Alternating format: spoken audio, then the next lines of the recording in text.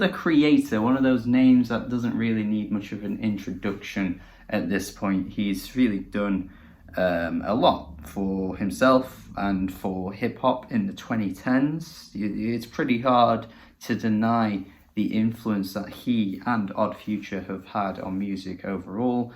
His cultural impact, his meme ability. This guy just says anything in interviews, and most of the time it's pretty funny. He's entertaining, never really took things too seriously, was a massive edgelord at one point, let's not lie. But I think overall, you know who this man is at this point. He's gained a huge amount of respect amongst many types of music fans now. Back in the day, it was mostly like hip-hop heads that liked him. There were hip-hop heads that hated him, but now he seems to have crossed over into all kinds of fans, and I think it's pretty safe to say that he's turned the tide with most people that didn't like him at the beginning. Since Flower Boy, really, and I think a lot of people would recognise that that was the turning point of his career. And Igor was a bit of a left turn too, wasn't exactly the same in terms of how it sounded as Flower Boy. Was one that left me a bit underwhelmed. Not my most popular opinion, that one, because I know a lot of people considered it easily one of the best albums of 2019. I just wish I saw that. I just wish I saw it. There's something about it that just didn't work for me. The gooey synths that he throws all over that thing really turned me off. And I don't know, man, going from Flower Boy to that just felt like a step down. A lot of people think it's a step up. A lot of people think it's his best album, but it just didn't work for me. I am happy to report, though, Call Me If You Get Lost is, in my opinion, a step up from Ego.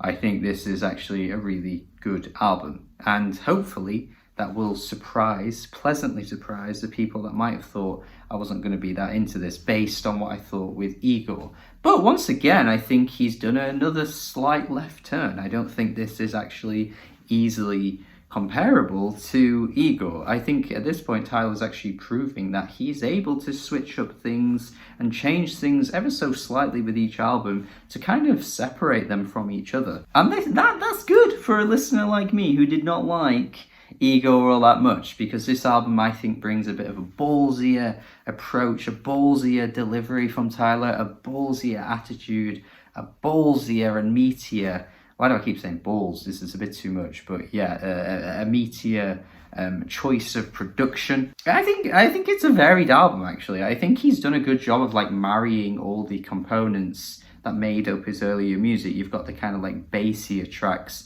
that remind me of, you know, the Yonkers era of Tyler, and then you've got the kind of like soulful, stripped back tracks that remind me of like newer Tyler. There's just aspects of this album that just feel like he's honing in what he's been doing all along in a really creative way. We do have many features of DJ drama on this album, which I think has been a bit of a mixed it's had a bit of a mixed reaction. In some places, I will say he sounds very out of place, but there are some moments that I do actually enjoy what he's bringing. I don't know if his inclusion would be missed, though, if you took him out of the tracks, particularly the opening tracks to the Baudelaire. I just find him so funny on this track, man.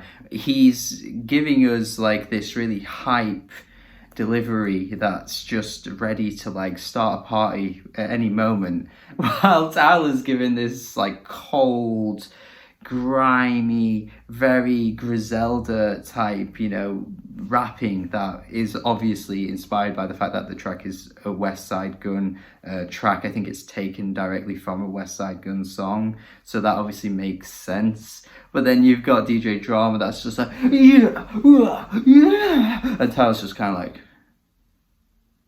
and then DJ Drama just jumps in, he interrupts. It's like, come on guys, let's go. It's very jarring, honestly. I think maybe that was the point, but you know, once you get past this track, you do just get the hard-hitting slappers. I feel like Slow Tie was trying to do this with his album, where there was just like banger after banger after banger, and not really many of them actually hit that hard, but there's a good run of tracks on this album that are just straight up slapping you in your face. Corso is hard as nails, man. And then you've got Lemonhead, which is even harder. Some of the lyrics stand out a little bit poorly, but I wouldn't really say Tyler was ever the most creative lyricist in the world anyway. Not that he ever tried to be either. But, you know, this track does have a few moments that stand out to me as pretty weak. But thankfully, the track just does hit so hard. You've got Lumberjack, which I think would be a bit more impactful if Tyler matched the beat. I think he's kind of just giving his kind of like lazy, you know, lethargic delivery, which he's always been known for, but I think if he actually had a bit more energy on this track, this would have been a bit better. It's still got a really good chorus, so it's screaming out for an A$AP Rocky feature. I feel like Rocky would kill a feature on this track, but regardless, he's not here, and that's okay. Sandwiched between these heavy hitters, you do have What's Your Name, which I have reacted to, and I still maintain that this track needs to be longer.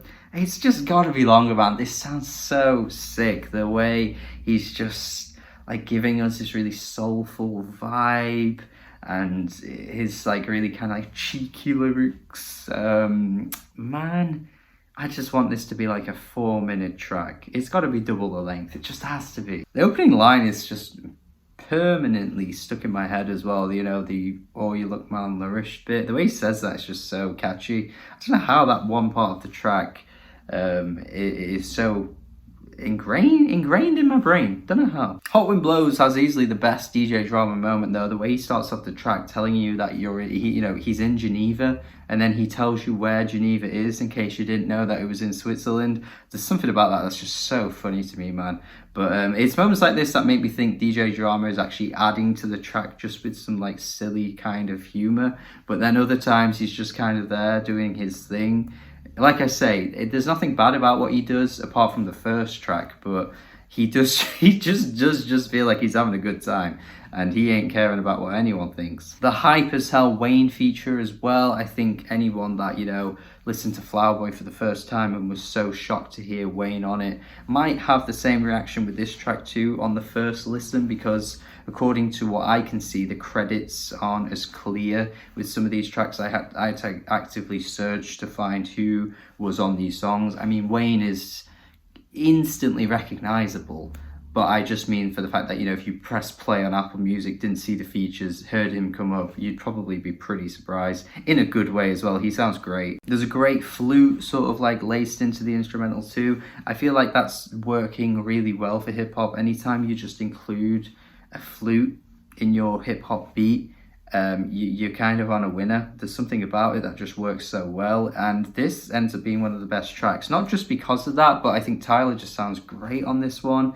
And like I say, the Wayne feature is so good too. I love the gruffness to his voice on Massa as well, particularly towards the end where he kind of just amps it up and really hams in that delivery that I think he just sounds great with the way he's doing it. I love the line where he says he has too much respect for himself, so he's got to wash his hands before he takes a piss. What a king. What a king. Washing your hands before you take a piss.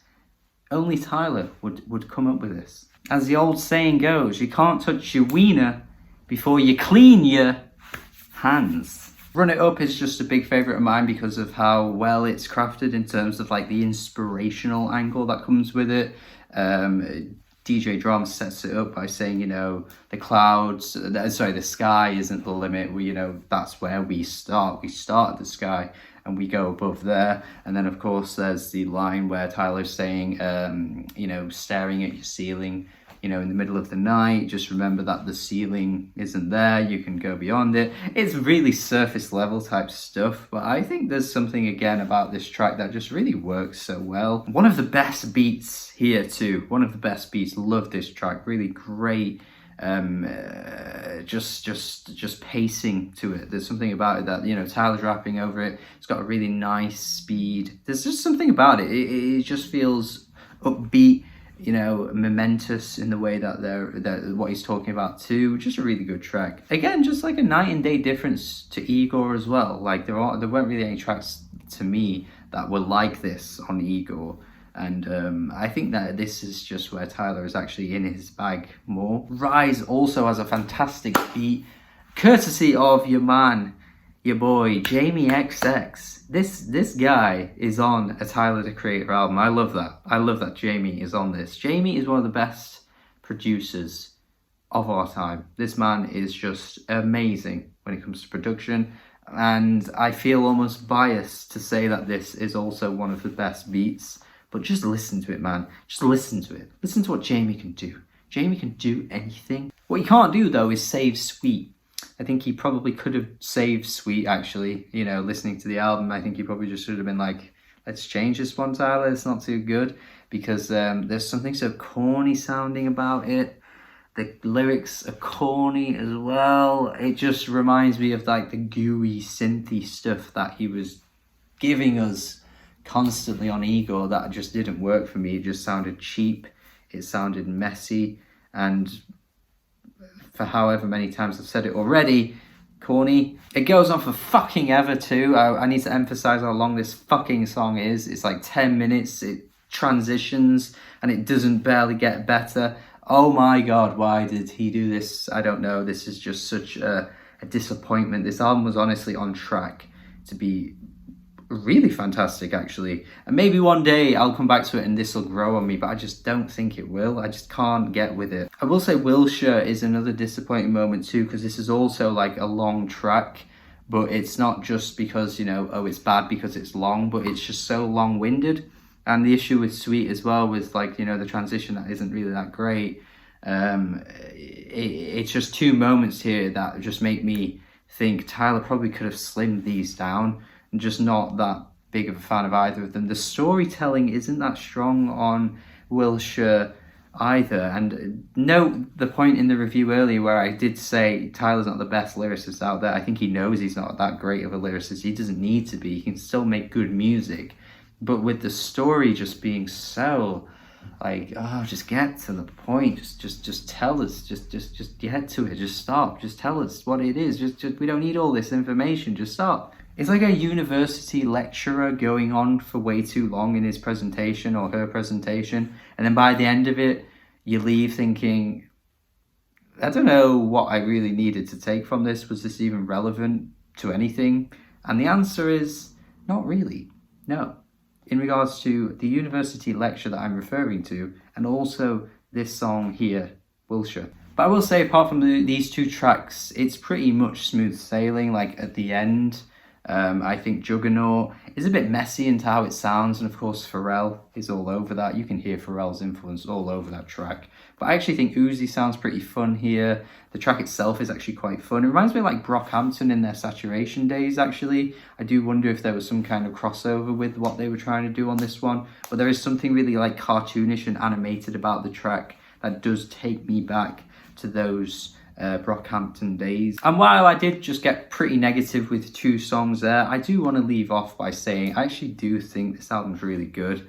Like, I think it could have been better if you took away some of these tracks, you know, maybe extended What's Your Name. I just want to hear an extended version of that. I'm sorry, but I just need to hear it. But still, there's a lot of creativity that's going into what Tyler's doing. I think, he's pretty versatile. He's giving us the slower, you know, R&B soulful stuff to varying degrees of quality, with Sweet being a track that just doesn't work for me. But, you know, he's still delivering, for the most part on this album, really good hip-hop tracks and, you know, soulful moments too. I think Tyler's happy at this point as well. You hear it on the interlude Blessed. I just think the way he's talking so positively about his life and the way he is, like, you know, grown to where he is today. There's something really nice about that moment. I think there is just a nice kind of like heartwarming feeling that you get listening to Tyler talk. And he still brings in his sense of humor too, where he throws in, you know, the one thing he wish had changed is the fact that his bloody hair hasn't grown in like 2 years. Like, there's just something about Tyler that's just likable in that sense, and I think it really comes through on that interlude. It's a good moment. It's good. I like this quite a lot, actually, and I would say it's even second to Flower Boy in his discography now, which I don't know if anyone will agree, but let me know in the comments if you do. But yeah, I think overall 7 out of 10. 7 out of 10. Really like this. Could go back to it. I'm open to seeing if it grows on me as well. There's so many replayable tracks, so like Hot Wind Blows, Massa, Run It Up, Rise, really great tracks, honestly, some of his best to date. So yes, thank you for watching this review. Hopefully you enjoyed this review. Hopefully you agree with what I had to say. Hopefully you don't get too mad in the comments. Thank you. Subscribe if you haven't already, and goodbye.